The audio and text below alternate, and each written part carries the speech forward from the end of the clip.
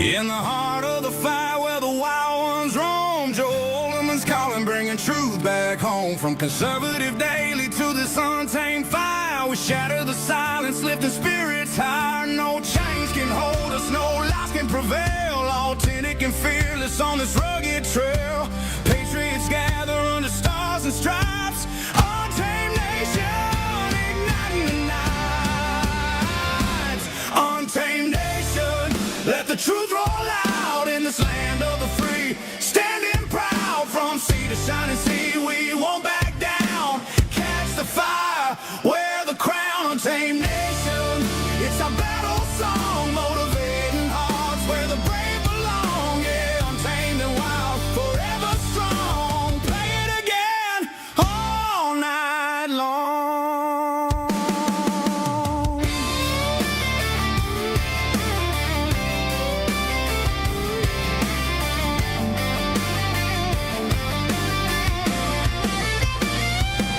Break the mold, chase the real. No more games, time to heal. Joe's voice leads the untamed crew. Truth matters through and through. Untamed nation, let the truth roll out in this land of the free. Standing proud from sea to shining sea, we won't back down. Catch the fire, wear the crown. Untamed nation, it's our battle song, motivating hearts where the brave belong. Yeah, untamed and wild, forever strong. Play it again all night long.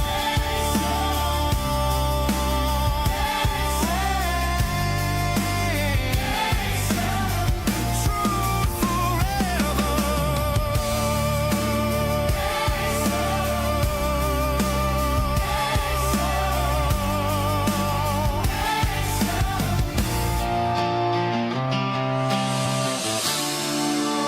True forever.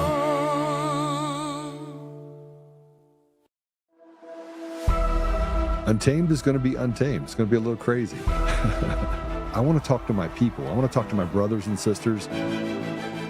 We can have grace and humility in how we interact with other people. Oh, hot dog, look at you. And nobody talked about what's really happening. And let's have conversations about what truth is.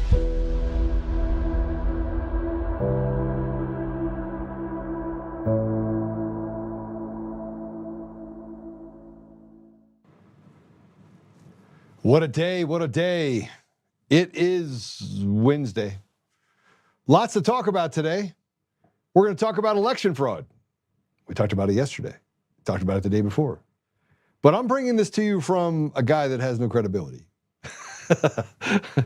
I think I'm actually enjoying the mockery of the left and the right and all the things that they say. You know, I was writing out this post this morning, and we have a great guest today who, by the way, is in the center of another cover-up in Colorado related to election fraud that he uncovered. Lost his job as a result of it, was willing to give up the same things I was willing to give up. Only the DA was snuggle with daddy in the practice on the outside world and used that relationship to cover up a crime, to help his other cartel friends. Now, we've passed this information up and we pushed it over to the DOJ. So far, nothing yet, but trust me, I think something's going to happen because we have a new attorney. His name is Kurt Olson. I know Kurt Olson, that has been assigned for the next 120 days-ish from now to lead a special investigation into the election fraud across the country and to come up with a solution. But I put this post up and I've been going back and forth, like, do I post it? Do I not post it? And somebody said to me today, by the way, it's going to be a short show today. I've got to go meet a few people. Here's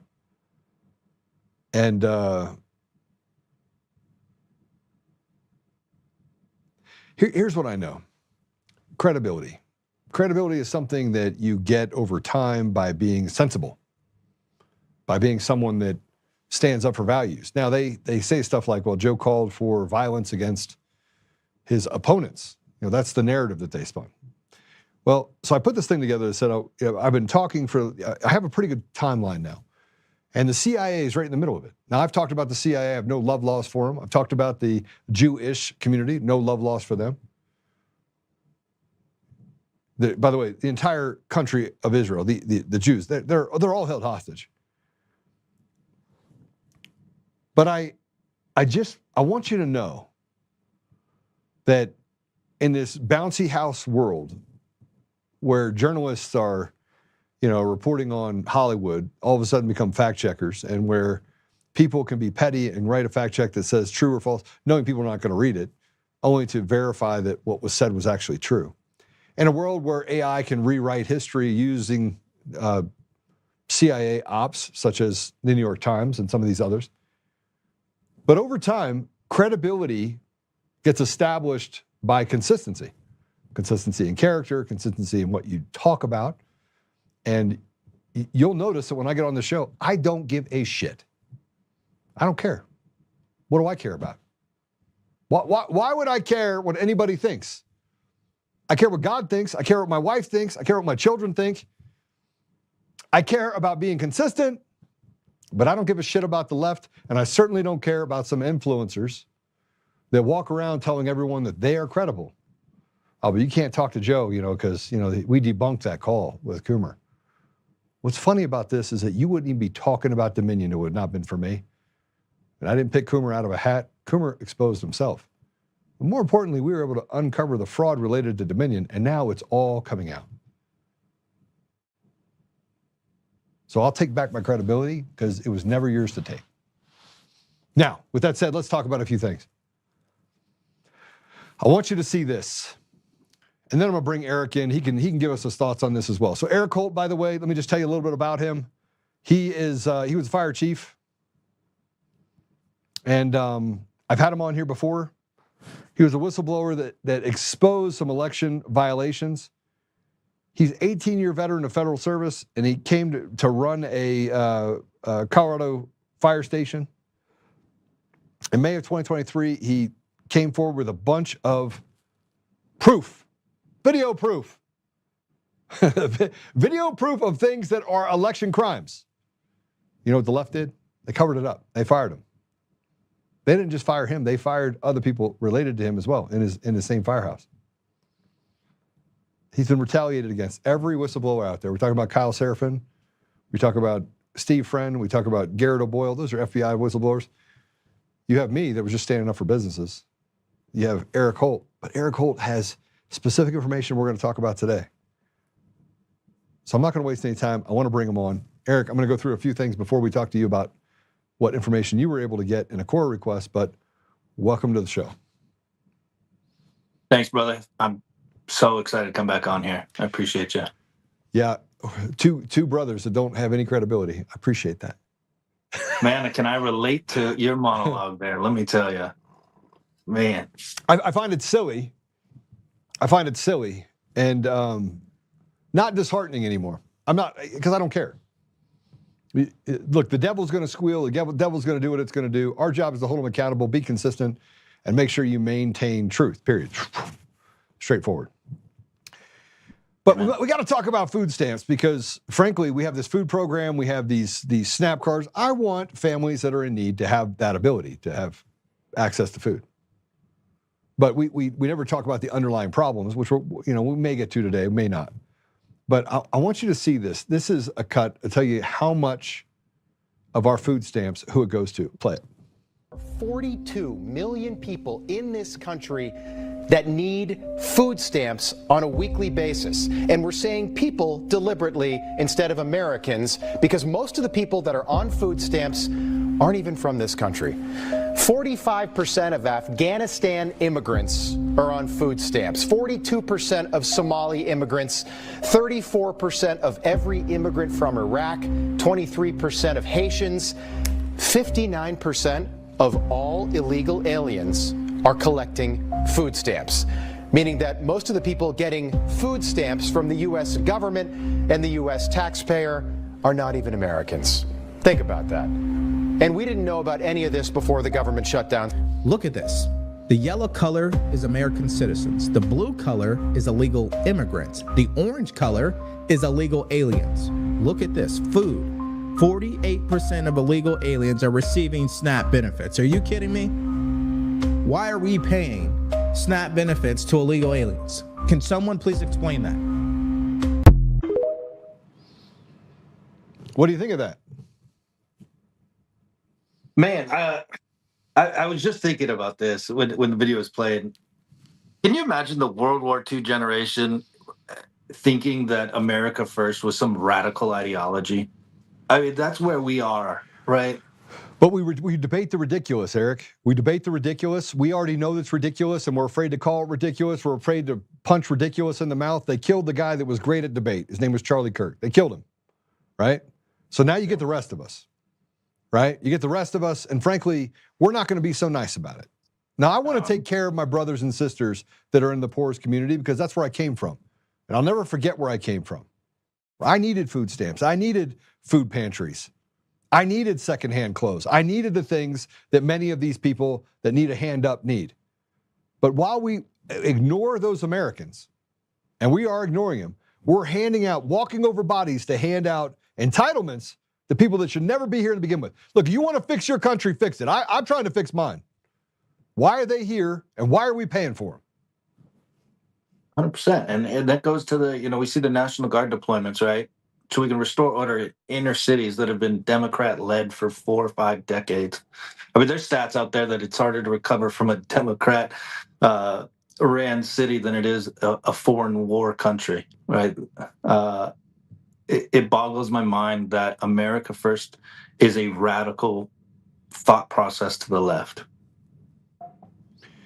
Well, I don't know where we got there. I'm gonna show you something else really quick, and I know it had nothing to do with election, but it does, because it shows you just how institutionally rotted our country is from every aspect. Every aspect. Now, let me show you this. Dominicans and Caribbean immigrants are taking SNAP as remittances. They load up blue barrels with food, they buy with EBT, and ship it back to the island so the relatives can sell them for cash. This is actually happening in our country.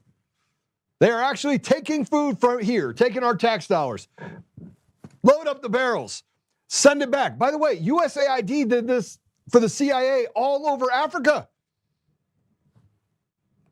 UN food, grains would come in, big trucks. Nobody's allowed to touch it. You get shot if you touch it. They would drive it right past the people, drop a couple of bags off for a photo op, and the rest would disappear onto the black market. And anyone that has worked overseas knows what I'm saying is true.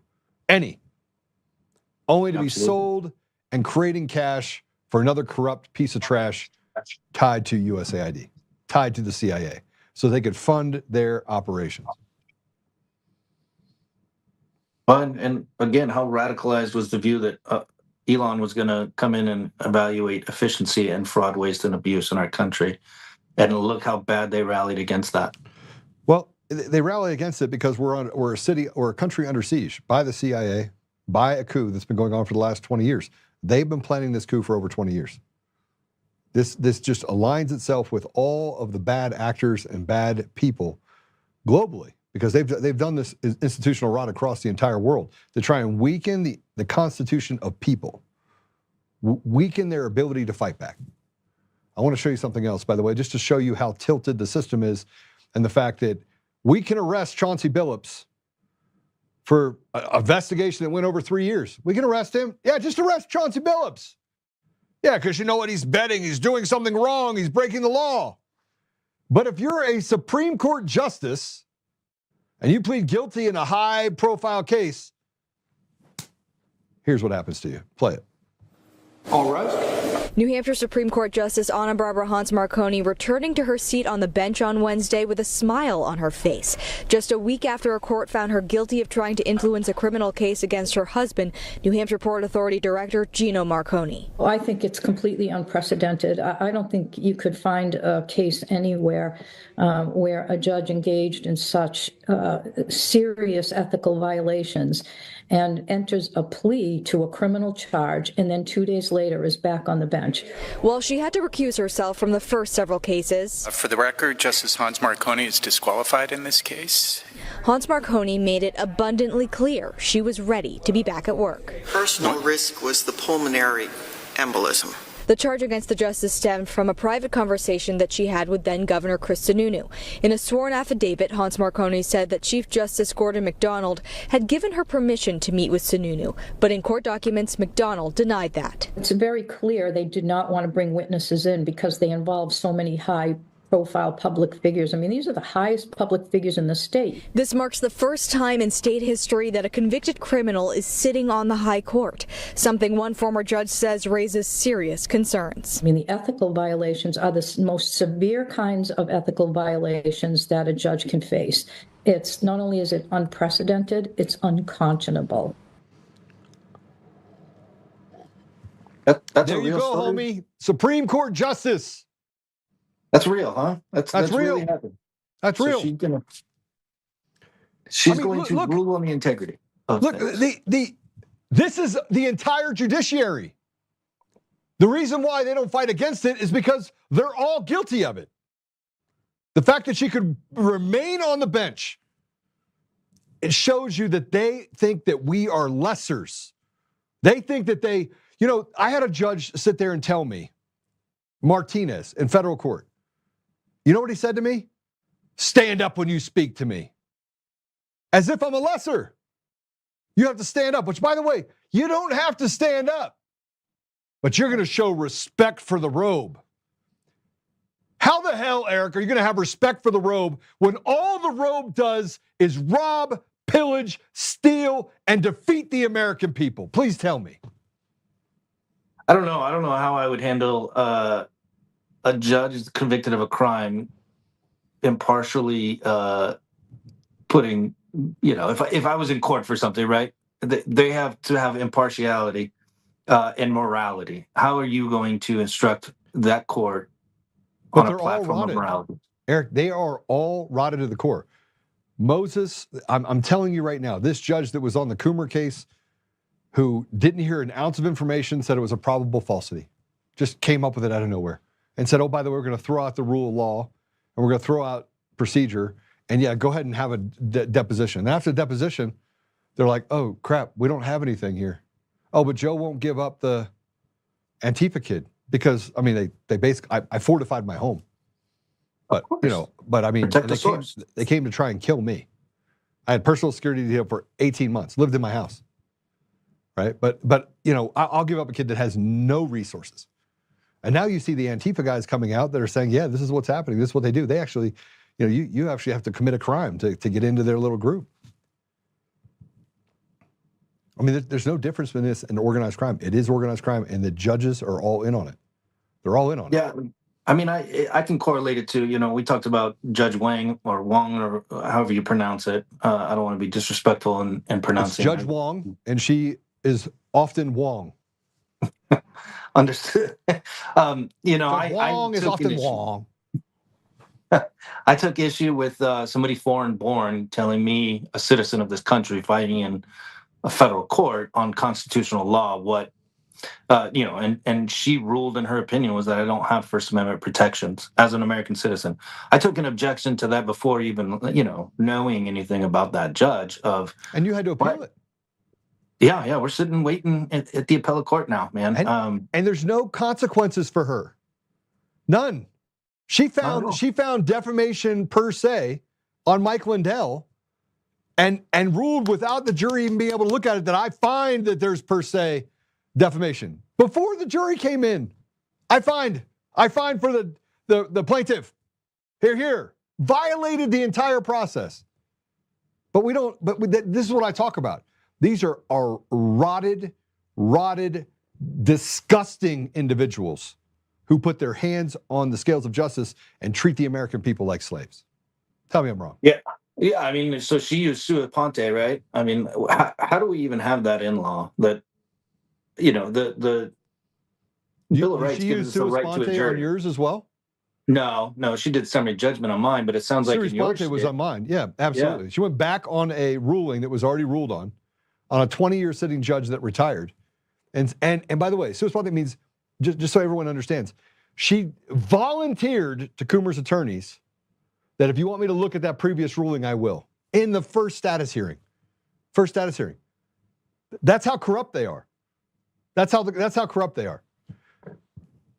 Yeah, my journey in speaking about this was the Bill of Rights gives me a right to a jury by my peers, right? Why is it being decided by judges before it can ever face other citizens of this country, such as mine? Mine's First Amendment retaliation, but I look at part of my whole platform is learning case law, learning how these things are happening in federal courts where we're being stripped of our rights.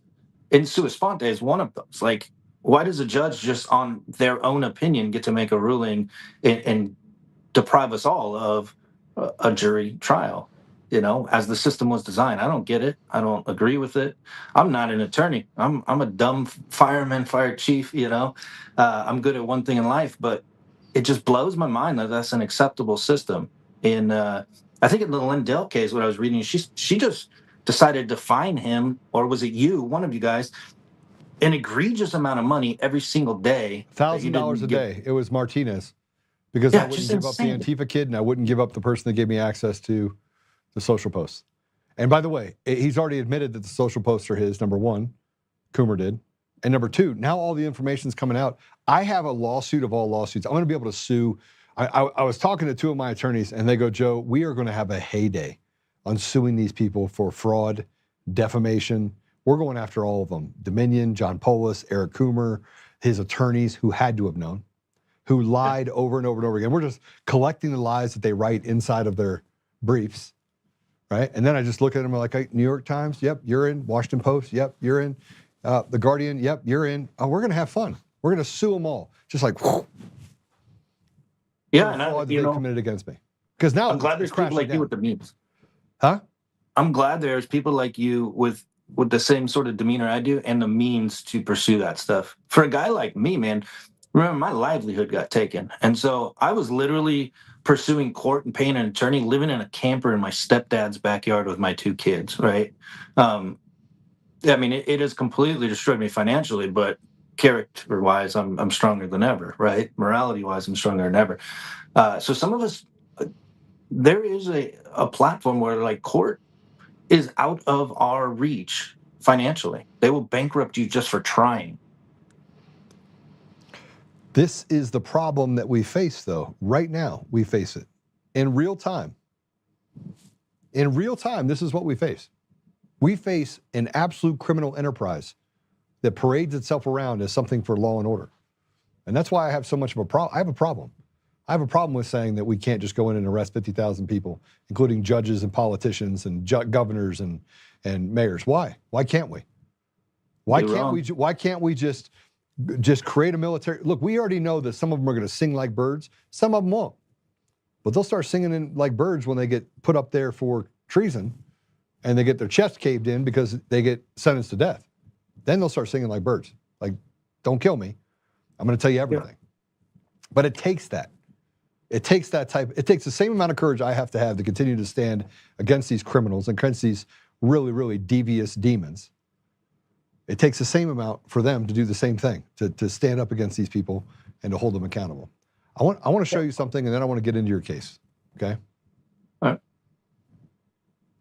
This is Jenna Griswold. Oh, I just watched this. It's going to make my blood boil again. So she was on MSNBC, and she had this to say. Let's go ahead and play it. We have a sitting president trying to undermine democratic norms and attack our institutions on a near daily basis. But I can say with confidence, our elections and our systems have held strong. And as Secretary of State, I've increased their resilience. It is now a felony to access in an unauthorized basis voting equipment.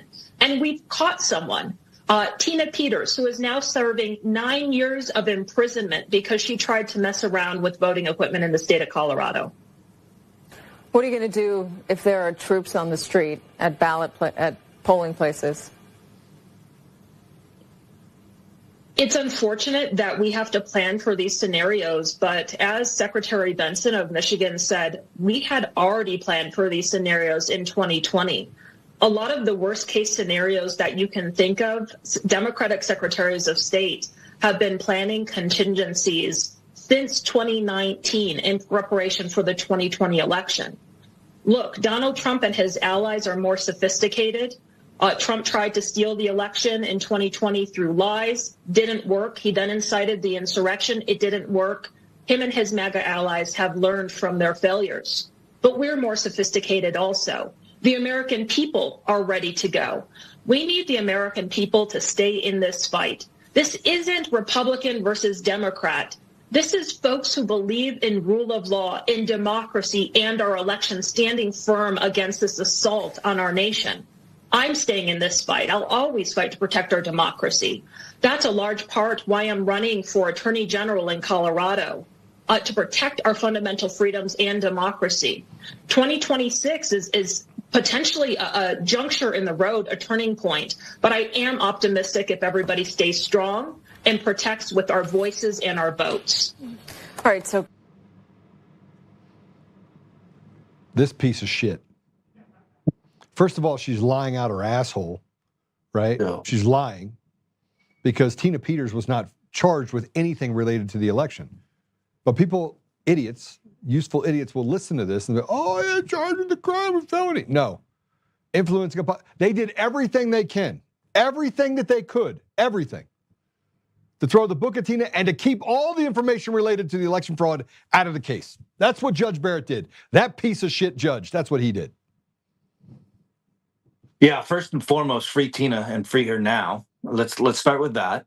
I'm glad Miss Piggy is speaking better now that she's on the campaign trail, but she says the quiet part out loud. She just thinks that she can convince her audience. They were preparing in 2019. We know what they were doing, right? They were sophisticated. We've got Venezuelans coming forward, whistleblowing. We've got all sorts of stuff. And then you convict a Gold Star mom and put her in prison on drummed up fake charges.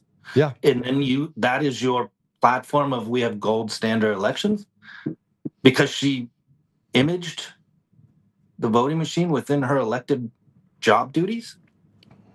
Give me a break, right? That woman, what did I message you yesterday?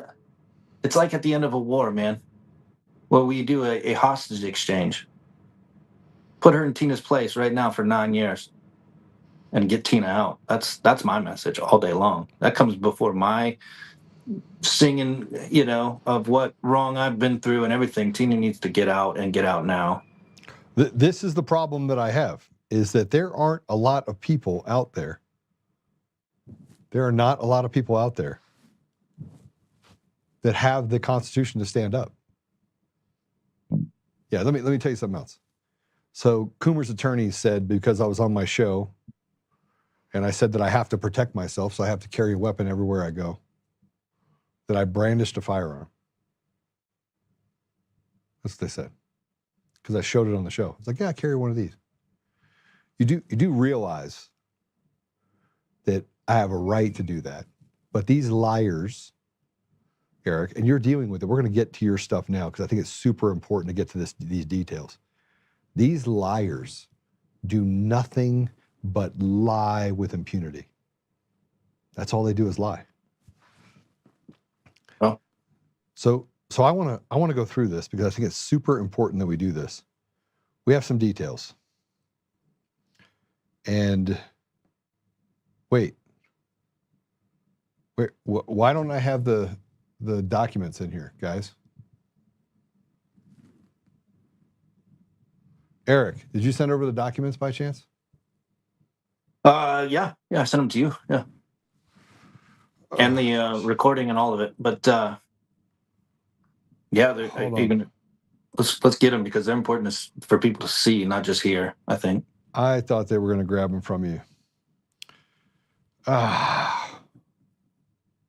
Hold on. We're going to quickly, let me grab this. Why don't you talk about what we're actually going to discuss here really quick? Super important.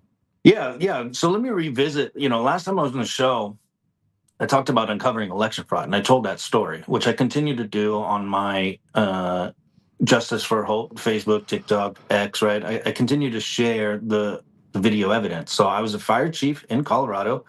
A local election happened in May 2nd, 2023. On my own, sort of initiative. Really, I had heard complaints. I didn't like what I was hearing. I investigated it on my own and uncovered a blatant cheating scandal, if you want to. If you want to call it a scandal, I just call it the law, and it was captured on high definition video with audio on 2 out of 3 cameras. So I pieced it all together, handed it over on a silver platter to the district attorney's office, hundreds and hundreds of time-stamped with the election law statute cited, which violation it was, who did it, at what time, and the timestamp on which video recording it was on, and said, here you go, this is election fraud. And back in 2023, when I was a fire chief, you want to talk about being naive to the game. I will admit that 100%. I thought, well, hell, good job me. I looked into this. I defended the civil process. I defended election integrity.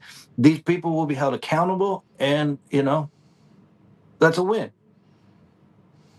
Joe, I could not have been more wrong. So I lose my job by the very people that are on cameras, with their poll watchers, playing out a scheme that completely guaranteed them a victory and cheated an election within 30 days. In the most embarrassing fashion possible. They brought in a commercial movie theater popcorn machine and lemonade dispensers and fired me in front of my entire department, my entire community. One of those guys is near and dear to my heart. He works with you. He knows you, Patch. I mean, he was my right-hand guy. And he sat right next to me as that happened, man. And they took everything from me, my livelihood as an Iraq war veteran, a single dad of 2 daughters, and a career public servant who had never been in trouble in his entire life. I have one failure to yield ticket on my entire record, my entire life. I've been a model citizen. I've served my communities, and they took it all. And so when they fired me, I thought, well, the DA is still looking into this. They have an open criminal investigation. The courts will handle this. And then suddenly, within a month of being fired, when I don't have a job, when I don't have an income to support my 2 daughters who I have full custody of, I get a call from the DA's office that says, we're dropping this criminal investigation as a no file. And a no file is, we're not filing any charges whatsoever. And of course, I asked some questions and was just kind of treated like I was scum. And basically got hung up on. And I was just left to go, oh my God, what the hell do I do now? So I have a federal lawsuit going, and I'm like, all right, well, that's my last chance here. And for 2 years, we litigate. And not one piece of evidence ever matters in that 2 years, because it was file my complaint, survive their first motion to dismiss, do a deposition, and then they're granted summary judgment. And the ruling from Judge Wong, whatever, was that because I was the fire chief, because I was a public official, my investigating of election fraud and cooperating with a criminal investigation amounted to no First Amendment protections, because in her interpretation, that's what I was paid to do. Let me remind everybody, my job was to be a fire chief, to lead firefighters, to respond to emergencies, to have command and control over emergencies. Not to be an investigator, not to administer an election, not to investigate an election, none of it. And so, faced with losing for 2 years straight, I decided, and let me back up just slightly. My attorney, who I paid like $150,000, was like, I don't agree with her ruling. We should appeal it. I'm like, yeah, man, I think we should too. At this time, I'm living in a camper with my 2 daughters in my stepdad's backyard because I was so, blacklisted I couldn't find a job. He goes, well, you got to give me $50,000 up front. And I'm like, I don't have 2 nickels to rub together, man. I need some help here. And so basically I'm on my own and decide I'm not giving up the fight. And so I file an appeal on my own, pro se. I continue down that path, and I just study case law, and I learn what I got to learn, and I file a brief. And luckily shows like yours brought me on and helped me share my story, and so that has now created where Mountain State's legal foundation is representing me in the 10th Circuit. Through contacts you connected me with, which I'll always be grateful for. I got to meet with them, tell them my story. They got to review my briefs, and they said, you did a good job. Like, we'll go do oral arguments when it comes. So that's a huge relief. But in that process, Joe, is what we're here to talk about. I discovered something that I just couldn't believe. When I'm reading, thousands of pages of case law, and I'm going through all the documents from my court records that my attorneys had handled, and stuff that I got through open records requests, and I just start going through it. And in this process, I guess, when you just read a ton, things just register in your brain, and you just aren't actively looking at it. But I'm dead asleep one night, and I shoot up out of a solid sleep, and I'm like, there's no way. Can this be connected? And so what those two pieces of information was the guy that dismissed the case as a no-file, his name's Andrew Vaughn. He was the chief deputy district attorney in El Paso County, Colorado. So the 4th Judicial District. Put it up, guys. Put up the deal. You got it all there? There you go. So this, okay, we went a little ahead. So he signs his name as a no-file. That's the guy on the left, chief deputy district attorney. The guy on the right is defense counsel's principal attorney. So these people fire me. I file a federal lawsuit. In turn, they turn around and hire a law firm. That's the guy on the right, who happens to be the father of the guy on the left, who had the authority and used that authority within the same week his dad becomes defense counsel to make it go away. A no-file of this, caught again on high definition cameras, man. It's go to my socials, my Facebook, TikTok, and X. Those videos are up for people to see. There's no question about was there a criminal element there and were crimes committed. So since then, I uncovered that. I sent that to a PI. So what you just showed is the PI's report. And it came back of like the probability is 98 to 99%. This is father and son. So I write an open letter to Michael Allen, the DA down in Colorado Springs, and I say, yeah, I don't know if you've got that open letter. It's on my X account. Yeah, we have it. Let's put it up. Okay. Let's put it up too. Put it up. Let me just tell you which one that is, guys, so you understand. That's one that says records request. It's the one where it says Patrick sent an email.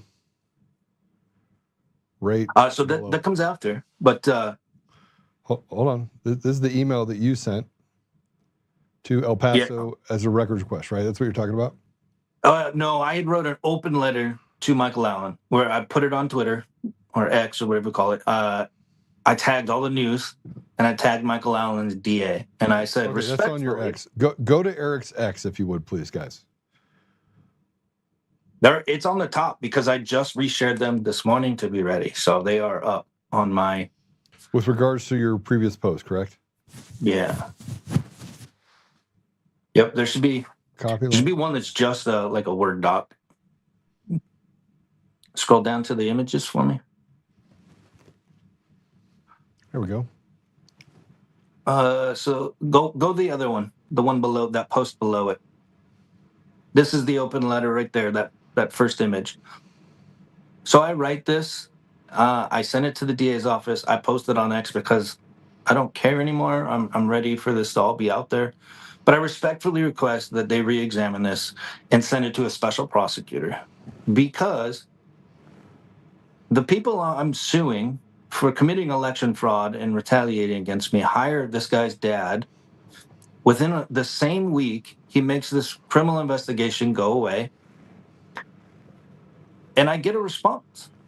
I get a response from the DA that says, 45 days later, basically, I get a thing that says, we'll look at it again. And I go, okay, cool. I appreciate that. My expectation is that you understand that this only went away because of a conflict of interest and an impropriety, and that you guys will rectify it and go make some arrests. These people committed election fraud. They committed crimes. Now, these are crimes, by the way, that anyone that saw these would say those are crimes. Yeah. I mean, again, the videos are posted, right? I've done these. I've shown this stuff so much. There's no question about it. Do you have confidence in the judiciary? How could I right now? They're captured, right? You have Judge Wong that says you have no First Amendment right. And you got a DA that basically is hiding improprieties directly related to his father. So I want to read this, Eric. Can I read this really quick? Absolutely. I want to read your open letter because people on the audio version are not going to be able to see this. They'll be able to hear it, although I do recommend that you actually go watch it. District Attorney Michael Allen, I'm writing to respectfully request that your office refer for independent review and, if warranted, reopen the criminal investigation involving officials from the Fluorescent Fire Protection District, which your office previously closed. This request is based on the emergence of serious conflict of interest involving your former Chief Deputy District Attorney, Andrew Vaughn. On direct information and belief, there appears to be the existence of a severe impropriety. As former Chief Deputy District Attorney Andrew Vaughn exercises authority to dismiss a criminal investigation, Supplement 18, on August 1st, 2023, as a no-file, concurrent with what appears to be his father, Mr. Gordon Vaughn's law firm, Vaughn and DeMura Law Firm, entering as defense counsel representing the Fluorescent Fire Protection District and its agents. As documented, Mr. Vaughn formally entered the case as defense counsel or around the same time as your office dismissed the criminal investigation. His son, the Chief Deputy District Attorney, had direct supervisory and decision-making authority regarding the dismissal.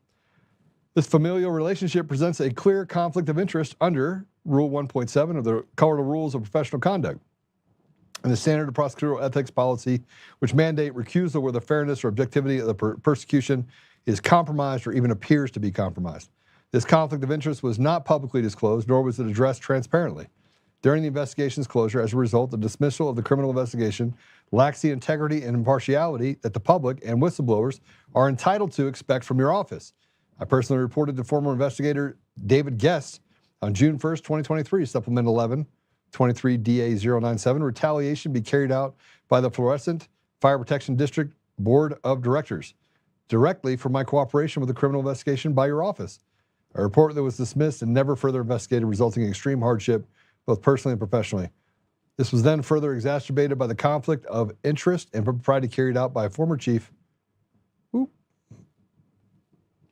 Deputy District Attorney Andrew Vaughn's actions in dismissing the criminal investigation the very week that Vaughn and DeMuro began representing the Fluorescent Fire Protection District. Denial of due process and whistleblower protection as the individual originally came forward with information regarding misconduct with the Fluorescent Fire Department District. I believe I have been denied the due process protections afforded to whistleblowers. The conflict of interest within your office effectively shielded the subjects of the investigation from accountability.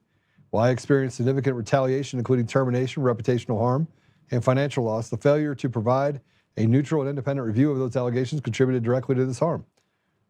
Accordingly, I respectfully request that your office formally recuse itself from any further handling of this matter and refer the case for independent review to a special prosecutor under CRS 21107. This step is necessary not only to protect the integrity of the justice system, but also to restore public trust in the independence of prosecutorial decision-making, especially in cases involving public officials and whistleblowers. I'm prepared to provide a full chronological events, supporting documents, and public records help for your review. I appreciate your attention to this matter and your commitment to maintain the public's confidence in your office. All right. Tell me what the response was for me. They reached out and said, we're going to have somebody look at it, right? Yeah, I mean, so I will say I commend myself. That seemed pretty respectful, despite the anger that I have. Yeah. I thought the appropriate step would be like any other thing where there's a conflict of interest, right? So if there's a police shooting, they do not investigate internally because of a conflict of interest. I thought the appropriate request would be to have a special prosecutor re-examine. Michael Allen followed me on my X, and I very quickly messaged him and said, thanks for following me. Let's chat, I will say that it has gotten more contentious as it's gone along because I was just sort of piddled down the road of like somebody will contact you in a few weeks and then it wouldn't come, right? In the meantime, I went ahead and submitted a records request to the DA's office. And that request was any communications between chief district attorney or deputy district attorney. He's the number 2 in command when all this happened. Here it is. Thank you. And the law firm. I want all emails between this time and that time, right? And it takes them over a month to get that back to me. I finally get scheduled for a phone call, to which I said, I better record this. Colorado is a one-party state. I did not need to ask for any permission to record a phone call. So I did. And the gentleman that called me, I will say, had no manners. Let's say it politely. He was very, very abrasive with me. And basically, the summation of that call was, I'm whining about something that they don't think exists. They've looked at it. They don't see any criminal and improprieties there. It was pretty obvious, by the way. The criminal improprieties were obvious. Yeah, you have people clicking counters in front of election judges and like opening ballots, poll watchers, right? Like this is what frustrated me with this phone call. I can read statutes the same as a first grader can read statutes. They are black and white in text. You can pull them up and read them. There's nothing hidden behind that veil. And so if the election law says you are not allowed to tabulate votes, and I can see somebody clicking clickers throughout the day, and I have a video of them clicking these clickers in front of election judges as they read ballots, that's a crime, plain and simple.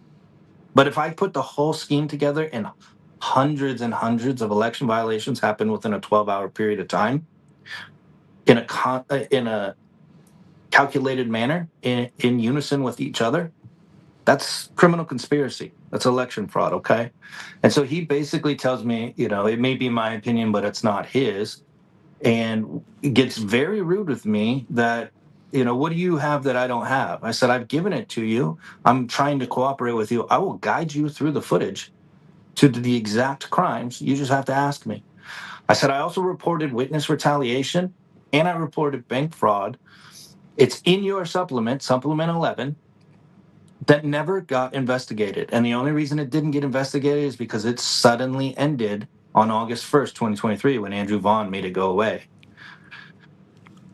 And basically, I've been left with that. And so I was denied apparently the special prosecutor thing, and basically left the phone call that at some point down the road, they'll call me and tell me they found nothing. It's very, very But you plain already and gave clear them to see. everything. So you're seeing the crime committed. You have clear footage of the crime being committed. You have supplements to the crime being committed secondarily by the board of directors, people on it, to cover up the crime. And they're contributing to this cartel behavior, correct? Yeah, 100%. Okay, so we have the audio version of this. Play it. It's 20 minutes. It is 20 minutes long, and so I'm gonna do this before we actually play it. We'll play it at the very end, right? So that you guys can see it, and we'll just have a little thing that says we're playing this deal. Oh, actually, I forgot one detail, Joe. Yeah, go ahead. So after the phone call, I knew I had heard this name before. I saw this name, right? So I go back to the emails. And what do I find? But Gordon Vaughn inviting this gentleman and Michael Allen to a party. What? Wait, hold on, what? I remember I got the open records request with all the emails, right? So anything that went through Andrew Vaughn from Vaughn and DeMuro, and in there contains the gentleman that is now the chief deputy district attorney, and Michael Allen, and it's the law firm saying, hey, we want to invite you guys to this party for Gordon Vaughn, who's principal attorney at the law firm I'm litigating against. Look, man, I've thrown parties in my time. I don't invite random people I don't know, right? That's a friendship thing. And again, would be a conflict of interest. He represents the people that did criminal activities and committed election fraud. So not only is that relationship there, but he's not letting this get out of his office. So somebody who has an impartial look can look at it. Now in Castle Rock, they just convicted a lady that filled out a ballot for her dead husband, and she's facing up to 3 years in prison. Right. So why can't I get an outside party to look at hundreds of election frauds or violations that was a criminal conspiracy and get one single charge? I want your listeners to go Justice for Holt and watch the videos. There is no frickin' question. There's none whatsoever. All right. I don't know what I'm just stonewalled at this point, man, and I'm pissed.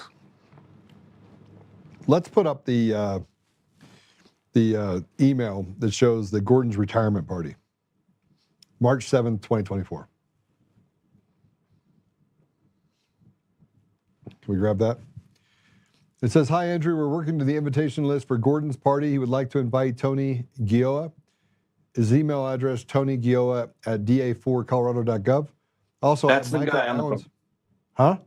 That's the guy on the phone call that is now looking into the conflict of interest. Yeah. So I want to point this out. So Tony Gioia is the same person that called you and said there's nothing to see here. Yeah. Right? Yep. And Michael Allen is the DA. He's the elected DA, who sadly is a Republican, right? He's not. None of these people are Republican. None of these people, they're cartel members, right? They're pieces that's of the shit. point. They're That's the pieces point of I want to shit. make. Yeah. Yeah, because it's a facade. If you're not part of the GOP and election integrity is not your number one issue right now, then I just don't believe in you. I don't believe in you anymore. And you have a DA with a golden platter to stand up and be the hero here in a state where Tina Peters rots in prison and just won't do it. Refuses. All right. So the call that I have, is that with Amanda Sutton or no? No, she's not on the call. It's just me and Tony Goya. Hold on. Let me make sure No, guys, that's Tony Goya. Security footage and committed that never came from the attorney to make that determination. Okay. That's it. All right. So we're gonna. I want to show you something else, by the way, to show you just how rotted our judiciary is in the state. Look, if you believe in the rule of law, then you cannot believe that our country is not captured and that our judiciary at the state level, especially Colorado, is rotted nearly to the core. There's a QTAM case that is currently pending by the AUSA, Assistant U.S. Attorney, that involves improprieties and bribes in excess of $15 million, almost $20 million. It involves the governor, the current Attorney General, the Secretary of State, legislators, and attorneys in probably one of the biggest cases. Now, with that said, I want to show you this. This is B3, Article B3, put this up. This is and this is just so you can understand that it is so deep. It is as deep as you can get. So former Colorado Supreme Court Chief Justice censured over judicial branch misconduct. So let me just tell you, there's only one person that's written about this in all the years that, so Chase wrote about it, but this doesn't get to the details of it. And I want to show you how they all work together. But this particular person, former Justice Nathan Coates, he retired from the Supreme Court in 2020 because of this, okay? Was censured for paying out a nearly $2.5 million consulting contract in exchange for her silence about a wide range of sexual harassment and workplace misconduct complaints. I'm telling you, like, sexual misconduct inside of let's just call it orgies. Inside of the judges' chambers. Okay? I guess that's one way to get a favorable verdict, right? Jeez. This is the judges in Colorado. This judge committed a criminal act. Anyone else, you, me, anyone else, would face a minimum of 10 years in prison. This piece of shit that literally did everything he could to stand in the way of justice, along with other Supreme Court justices that knew about the behavior and accepted it, and other judges that knew about the behavior and accepted it. paid a $2.5 million bribe to keep someone hush-hush about multiple complaints involving sexual misconduct by judges in Denver. And then that pervert, Polis, then takes that information and says, I'm going to hire these new judges. One that marched in an Antifa rally, another one that puts he, him on the door and is a crazy, radical, leftist ideologue who's now, by the way, representing the Coomer case. He's just radical. Oh, really? Radical. Who basically, I don't know how long he's going to be there because we have him dead to rights on some ethical complaints. I think personally we're going to push for it pretty quickly because I have them dead to right. I have them dead to right. But regardless, this is what you're up against, Eric, in the state of Colorado. Federal court. Yeah, it's been evident. And like I told you the last time I was on, this is not a party affiliation. I expect that the GOP it's their top priority, 100%, right? Because should be. We know the woke aren't going to stand against this, but man, I've gone through the local DA, local law enforcement. Before I came on, I forwarded you an email from the state attorney general's office. I don't know if you had a chance to see it, but this was months back. I filed an election complaint at the state level, citing all of the conflict of interest or whatever. And I get a reply back weeks later, maybe months later, to a different guy that they just happened to CC me in, right? Like that's how serious Colorado takes it. I've reached out to the FBI field office. I have done every avenue that I can. And you reached out to the FBI field office in Denver. Yeah. And I wrote a letter. They never called me back. I wrote a letter to Kash Patel in Washington, D.C., along with Pam Bondi. I got a form letter back saying, hey, this isn't our jurisdiction. That's the FBI field office in Denver. I used that letter to call Denver and say, I received this letter and now I'm reporting it to you. Okay, so-and-so will get back to you whenever. And I've never gotten a call back, right? What does it take? The only place that I can go is public media, man. And I have everything. I have 40 hours of election fraud column video. I've recorded phone calls. I have every document that you could ever need to prove how deep this goes. I'm going to put you in touch with, and we're going to get you on several other shows. Okay, Eric, we're going to make sure that the FBI gets this information because I'm going to package it up. I want you to put it into a binder. I want you to package it up, and I'm going to take it to DC. Okay, and you can come with me, and we will turn this over. I will send this information up to Alex Jones. I will send it to Tucker Carlson. I will send it to everyone. We'll kind of put it all together, right? About how just deeply rotted and corrupt the state of Colorado is. And yeah, do I get pretty upset about this? Yeah. You know why I get upset about Eric specifically? I just want everybody to understand this. Eric and I just met a couple months ago. He reached out to me. He said, I got this case. I didn't know how severe it was. Eric, in fairness, I probably get 200 of those a month. Right? Oh, I bet, yeah. So I was like, send me some information. And I saw it and I was like, are you serious? And I listened to your video. As soon as I listened to the video, I was like, this guy's he's being railroaded. This happens all over the country. You wanna know why people hate the police and they hate the DA and they hate the system? Because the system is bullshit. Let's call it what it is. And until the system starts doing what the system is designed to do and stop acting like a cartel, stop acting like a cabal, stop acting like the lawless center it is where we put criminals on the street and ignore people that are doing real harm to the American people, people are going to continue to get more and more upset. And when they get to that point where it breaks, it'll be tiki torches and pitchforks. And if you think that I'm kidding, if you think that people aren't almost there, they are. They absolutely are. So. Well, Joe, I appreciate you. And I think you're right, man, because the support I get from people of like, man, I was just a fire chief trying to be a fire chief and raise 2 daughters. I never was involved in any of this stuff beforehand. I did what everybody would agree is the moral thing to do and lost everything for it. And at every turn, every governmental aid entity that is supposed to protect citizens, I've exposed corruption. And so, I love that you're having the GOP candidates come on for governor. I will tell them flat out, you're never going to win unless you have election, because you got to reach to the other half of the voters in Colorado that says we're independent, but this is a top issue. So if I know you had Scott Bottoms on there, I think he's a great dude. I think Victor Marx is a great dude. If either of them are going to have a chance, Yeah, get rid of machines and step up. Yeah. Yeah, I agree. you know, I was petitioning you to announce your candidacy, and I respect your decision, but it's got to be number one issue.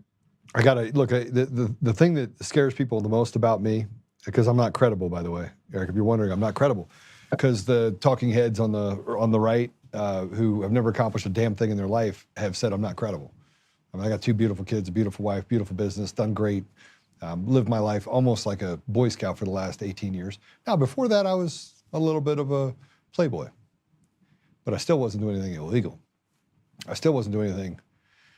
Okay, immoral might have been. You know, I was a I think playboy. we all do that. Yeah. I was hanging out with the.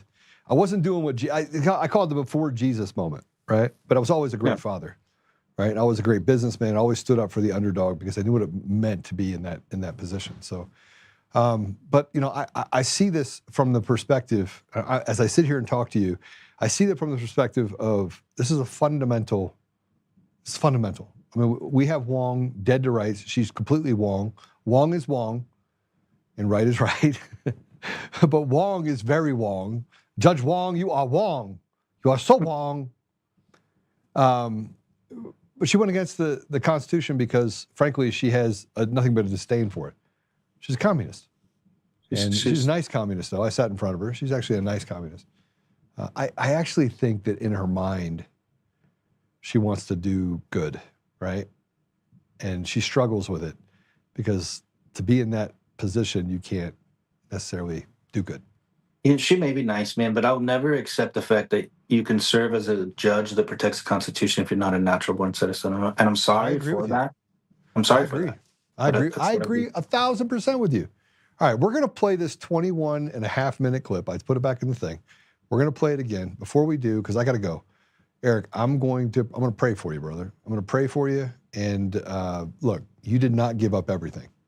I just let me say this as clear as day to you. I gave up a lot. You gave up a lot, but you did not give up everything. You have beautiful kids. You have your health. You have the opportunity to do crazy things. Man, that might be Ubering. It might be a lot of things. You might have to give up things of the flesh. That might be temporarily. You might have to give up those things, but you will never regret doing the right thing in front of your children, because they will know and they will see that you stood up for all the right things at the right time, when it was the most unpopular thing to do, where you could have just put your head down and said, I don't want anything to do with it. I just want to have money. And you chose to stand up for the American people. So you did not lose everything. I want to be very clear. You did not lose everything, right? God is watching you. He is literally sitting over you, and he is saying, well done, my faithful servant. You are doing the work that you need to do. And so I will just leave that with you. Thank you, brother. This nation was built by great men, and if I can just live in their shadows, that is the ultimate victory. They may never say our name. They may never say your name. They're definitely not going to say my name, except for not credible. I don't need recognition. I just I want to pass this country on to my kids, and I want them to be great citizens that will do the same thing, right? So you let me know. Let's go to D.C., brother. I'll put it all together. We'll go. Put it all together, get it done within the next 2 weeks. We'll be in D.C. I will literally walk right in. We'll go to Lauren Boebert's office first. We'll drop it there. We'll go see Pam Bondi. I'll sit in a chair at the White House until President Trump gives us a visit, right? Sit there. I'll buy a plane ticket today. Let's go. I'm in. All right, so let's pray for you. Father God, we sit here and we are so grateful. We are so grateful for the work that you've done. And I know that I've used some harsh words today, so I apologize for that. I look at the things that we face collectively together, and it leads me to a place where, it's daunting at times. But yet, Father, I just keep coming back to the fact that you have this, and this is your path, and our job is to make sure we stay faithful, we stay on the path, we do the right thing, and we honor you in that process. So, Father, I ask you to put your hands, your arms around Erik and his children. I ask you to protect his family. I ask you to lift the burden. I ask you to bless him financially, to bring an attorney into his midst that can help him right this wrong. More importantly, Father, I just ask that you open up the gates of opportunity so that we can put this in the hands of people that can do right by the crimes that were committed, that they can hold people accountable for the bad behavior. And this is just another one of those straws on the back that can break down some of this evil cabal that's been taking over our country. Father, I ask you to bless the people that are listening, that they may not be hopeless, that they may stand on the idea that we are going to restore you, restore restore you to our communities, our country, make it the ethos, the true north of how we operate as a nation and as a world, if that be your will. But we know, Father, that we must listen and learn, honor you, and do the right thing, and to act in a voice of righteousness. So, Father, I just ask you to give us the strength to stand together, set aside petty differences, open ears, open eyes, and give us the ability to do the right thing, to help our children and grandchildren, even generations we'll never know. We ask these things, Father, humbly in Jesus' name. Amen. Amen. All right, my brother. We will see you later. 21 minutes. We're going to play it after the 21 minutes. I think that either Patrick will make a cameo or Austin will make a cameo and be like, hello, we're ending. But I want you to hear this 21 minutes. And this is the guy that, by the way, was invited to the party while they dismissed the case. So they got a special investigator, all right. They got one that is deeply involved in the cartel and the cabal in El Paso County. So we'll see you tomorrow. Hey, Mr. Holt. Hello, sir. How are you? Good. How are you? Good. So I'm here. Tony Joya, our Deputy District Attorney, is here. Okay. Mr. Holt, how are you, sir? Good. How are you, sir? Nice to meet Doing you. well. So I wanted to make sure that I had all the information you thought I should consider when I'm reviewing this case. I've already reviewed a number of reports authored by investigator guests. I've spoken with Investigator Carlos here regarding his taking over the case. I've reviewed a number of surveillance clips, as well as I think there was an Excel spreadsheet that was put together that listed potential areas of violations. I think I've received a number of documents relative to a civil case that was filed. And I really just kind of wanted to get your perspective. So I made sure that I had all the information when I'm making this decision. Okay. Yeah, so I have, I guess, what you have. So that's sort of where we're at. I'm sure you understand that the elections happened May 2nd, 2023. I investigated them on my own by obtaining the security footage, reviewed it, documented what I found, and kind of handed that on a silver platter to investigators Kramer and Guest. So what is in that Excel spreadsheet you can see is, and I actually think Amanda Sutton gave that to Guest. I think that's right. Yeah. But what you see is hundreds of election violations that take place. And then basically, like when I met with Kramer originally, and in the supplement, I think it's supplement 1, he documents like there's a clear picture of what took place, like this is election fraud. To which I, in 5-10 minutes, I could show you in the clips exactly the scheme that took place. They were counting ballots in coordination between the 5 candidates that were declared the winners and their poll watchers. They're counting ballots on track counters. You can see that in high definition video. They are counting ballots as they read the names and confirming those totals. And then there's a conversation where you can hear the lady coordinating with somebody off-site while receiving voters and telling them who to vote for. So it's a very clear picture on high definition video of election fraud and criminal conspiracy. Fast forward, 33 days after I meet with Kramer, these people retaliate against me, which I report. I also reported that they committed bank fraud. And it goes from basically, Kramer in shock and awe, and guest both saying, like, this is completely brazen, and we're shocked by it, to my termination in retaliation, which we can go into that further, bank fraud being committed that never got investigated, and then suddenly the investigation being canceled, or I guess the legal term would be no-filed and ended. So never being able to explain that, I investigated the investigators, quote unquote, right?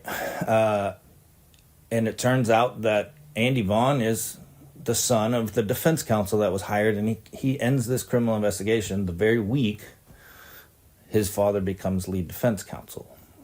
No conflict of interest was ever declared. Why Andy Vaughn had the authority to do that, I understand his position, but clearly there was a conflict there. Is the only explanation of why something that was caught on high definition video wasn't prosecuted. I mean, and to get into the world here, we have a conservative DA that's elected in a state that is fighting against election corruption.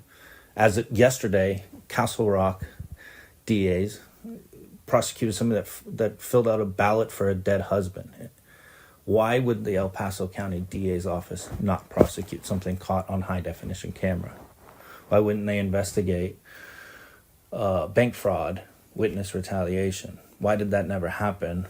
And I have the supplement, so I can go through. There was one thing actually investigated, which is Jordan Moon, one of the poll watchers, telling his girlfriend who to vote for. Not the egregious stuff of filming voters that you can see on the footage, not the conversations. There was no subpoena for phone records when you can hear the lady coordinating and receiving voters. And the only explanation is that Andy Vaughn abused his authority. Okay. Okay. 2.5 years, I'm still fighting for accountability and justice, and I have lost everything for cooperating with your office. I lost my career. I'm a single dad of two girls that had to move across the country to find a new job, and all I did was cooperate with what your investigators. I wasn't even the one that reported. That came from the attorney that administered the election. So all I did was cooperate. You guys have done nothing to protect me in that, and I lost everything. And I have no answers as to why, when it's on video, and it again, I can in 10 minutes show you the entire scheme that unfolds, and it's there. It's an open and shut. You arrest these people, you take them, you show the jury, and they're charged. Why the hell hasn't that happened, man? Yeah. So I'm going to review the information again. I want to make sure that I'm looking at it through a clean lens. The reality of the situation is that you may believe there are violations. It may not fit the legal definitions that exist. So those are the things that I'm going to look at. The main purpose of this conversation, I want to make sure that I had all the information that I would need to make a complete determination on the facts of the case. And it sounds like, at least from what you're telling me, is that I do have all the information that would be necessary in order to properly evaluate the case. Is that correct? Yeah, you have an Excel spreadsheet that says who committed what violation of law as in Title 32 on a spreadsheet that did all the work for you guys. Is it illegal to cheat elections? Yes. Is electioneering illegal? Yes. I mean, is bank fraud illegal? Yes. Is witness retaliation illegal? Yes. Not one charge has ever come from this, and your supplements show that one moment in time is all that was investigated. Well, and I just want to be clear on this. You're talking about that one interview of Jordan Moon. According to you, all the evidence we would need is on the videos, correct? Yes. Okay, we have all the videos. So is there something else that you're thinking I'm not having? Because it sounds to me like you're saying this wasn't investigated properly, but you're telling me also that we've got everything we need to make that determination. Yeah, it is my opinion, an opinion only, that the investigation started, and they started with the one that you can actually hear the names being told, which is one of the violations out of hundreds, And then suddenly, Vaughn and DeMuro gets hired to be defense counsel for these folks, and the investigation falls off a cliff. There's literally video, security footage, of the lady recording on her laptop. The laptop's illegal, the cell phone's illegal, counting ballots is illegal, disseminating ballot counts is illegal. And they act in concert with each other. You can hear them have a conversation under one of the cameras where they detailed what the actual counts were, what they had to stay under of total voters to guarantee a win, how they had been tabulating in the ballot counting room, and communicating those out. That is all day long a criminal conspiracy. That is all day long election fraud. I want these people held accountable. I've lost everything for cooperating with your office. Okay. Well, I will evaluate the evidence again and again. We're going to make a decision based upon what the evidence is, what the law says, and what we would be actually able to prove based on that. So we may end up disagreeing on that, but I will make sure that I'm reviewing that information in order to make a determination. Okay, so how do I talk to whoever's going to look at that and point to exactly? I know that footage very intimately. I want to see justice and accountability of it, and it kind of sounds like you're already disagreeing with what is on there. All I'm saying is that your interpretation of that may not actually coincide with what the law says. So I'm going to be the one that's reviewing, and I have reviewed the surveillance clips. I've reviewed the PowerPoint, or not the PowerPoint, the Excel spreadsheet that's in there that details those violations. I'm going to look back through it again to see if there's anything that I'm missing.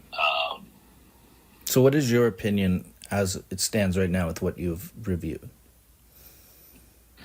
And again, I want to make sure that I'm looking through it for a fresh eyes, but I'm not seeing that we have a viable criminal violation that we can prosecute. But again, I'm going to look back through this and make sure that that's where we're at on this.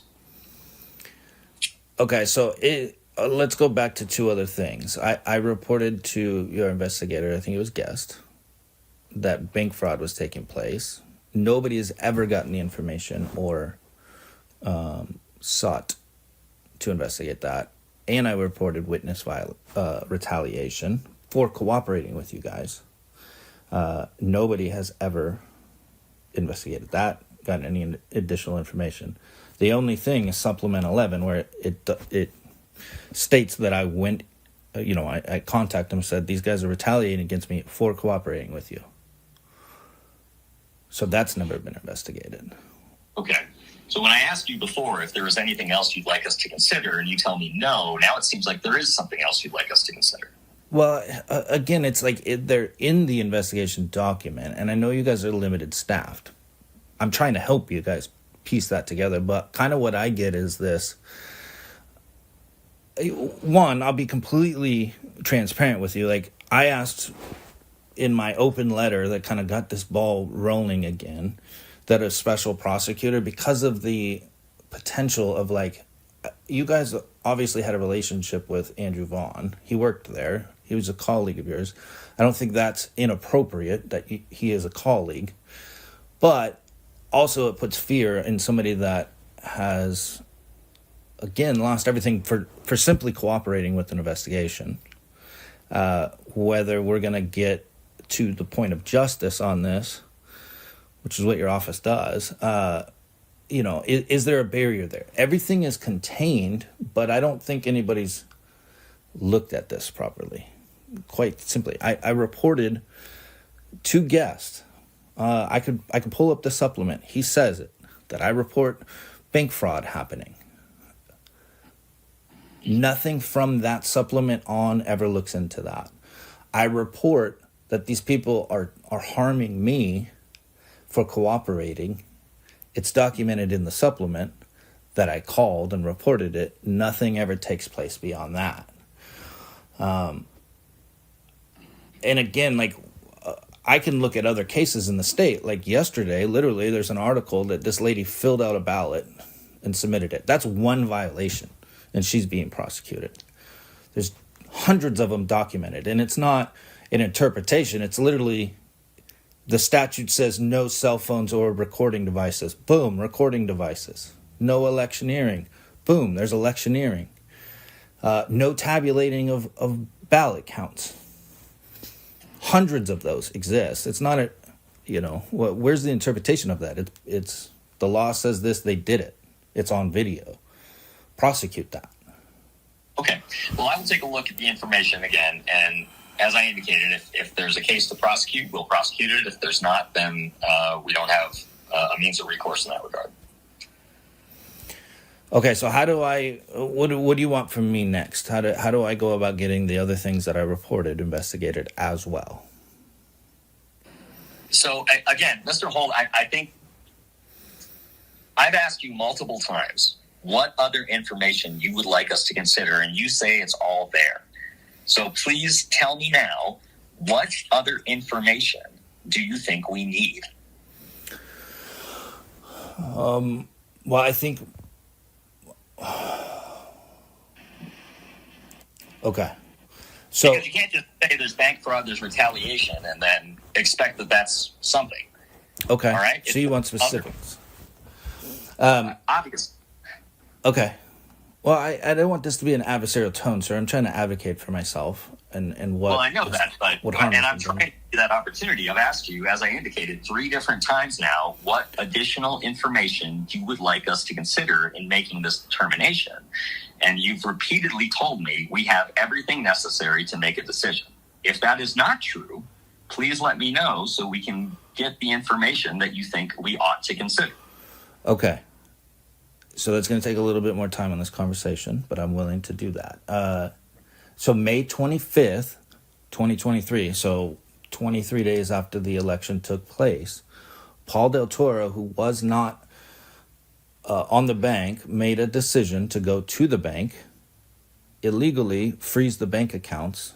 He has a public statement that was on the news that says he illegally froze the bank accounts. That's, that is fraud, of course. Like, you're not I can't go to your bank account, right, and say, hey, I'm Tony's conservator or something like that, freeze his bank accounts, but that happened, which had ramifications. That's documented. There is email traffic between him and a third party of why they were doing that to hold some sort of power. But then the witness retaliation stuff came, like, they took my livelihood away, and they did that because I was cooperating with you guys. They wanted to get rid of me so they could access the security footage. There's a May 15th, 2023 email. The day that their election was certified, the first order of business was an email sent to me, which I don't know if you have or not because nobody's ever looked into this. Where is the username, login, and location of the security system? Now, it's not documented, but I called David Guest, and I said, this is what they're asking me to do. He said, we're investigating this criminally. Please don't let them delete it. So I didn't. But that's evidence, too. They're retaliating against me. Back to the election stuff. Why weren't phone records subpoenaed when you have a lady on the phone recorded on audio saying, are these the people? What vehicle are they driving? Which is evidence that somebody is coordinating voter turnout, which is illegal. She's receiving them, tells them the names, they go in and vote. That's electioneering within the election perimeter. There's a host of things, but I'm not the criminal investigator. I'm the witness that presented all this stuff. So if you guys are reviewing something, you have a question, why aren't you guys working to paint this picture for you based on what's there, not my opinion, point you to the right direction, and prosecute something that undermines, the civil process here. Okay. There's a host of other things. But again, like, my interactions with your office was provide this stuff. You can't sit with Kramer for 48 hours and review, and I don't expect that you can sit there as the, one or two in your office, positionally to sit there and watch 48 hours. So I did that stuff for you guys. So I'm probably the only person that's watched the whole of it. I'm probably the only person that could say, yeah, do you want to see a clip of them counting ballots with track counters as voters are checking in with them? Do you want to see the clip of them in the ballot counting room where they're visibly and audibly, you can hear the clicks tabulating? I feel like it's been this like adversarial thing since I came forward, where it's not trying to find the information, but trying to prove like that it doesn't fit somehow. Yeah. Okay. Well, I will, like I said, I'll review again. I've watched a decent amount of the clips, certainly the ones that have been identified in the spreadsheet. I'll take a look at that, and I'll take a look at the statutes and make a decision in the case, okay? Okay. Will I get to, have a call or whatever after you do that and tell me where you're at with things? I think we'll notify you as far as whether or not there are charges that are ended up filing. Okay. And what's the expected timeline for something like that? I don't know, to be honest. Okay.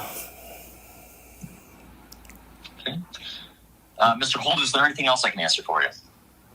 Well, I just want to make it clear my expectation is that the DA will prosecute crimes. And so, I have to stand on that to advocate for myself and that I reported witness retaliation, and I expect that be investigated and prosecuted if it's found to be.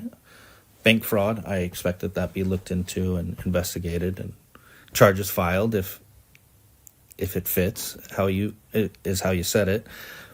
And then the election fraud, I don't think there's any question about it if you actually dig into it. So my expectation would be that we prosecute those people and defend our civil process of elections. I think it's, especially in the state of Colorado, something that needs to happen. Okay, well, I appreciate your opinions, and we will take a look at the case, okay? Thank you. All right, take care. Bye. That was Investigator Goya, or I'm sorry, Chief Deputy District Attorney Goya.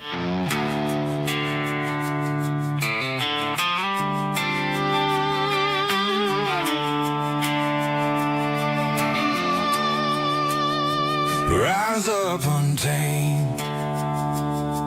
In the heart of the fight where the wild ones roam, Joe Oltmann's calling, bringing truth back home. From conservative daily to this untamed fire, we shatter the silence, lifting spirits higher. No chains can hold us, no lies can prevail. Authentic and fearless on this rugged trail. Patriots gather under stars and stripes. Untamed nation, igniting the night. Untamed nation, let the truth roll out in this land of the free. Standing proud from sea to shining sea, we won't back down. Catch the fire, wear the crown. Untamed nation, it's our battle song, motivating hearts where the brave belong. Yeah, untamed and wild, forever strong. Play it again all night long.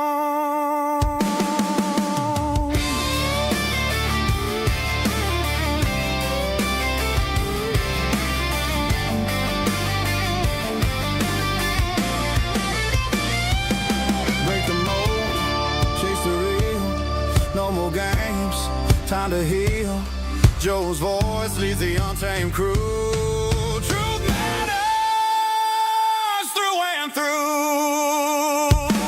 Untamed nation, let the truth roll out in this land of the free. Standing proud from sea to shining sea, we won't back down. Catch the fire, wear the crown. Untamed nation, it's our battle song, motivating hearts where the brave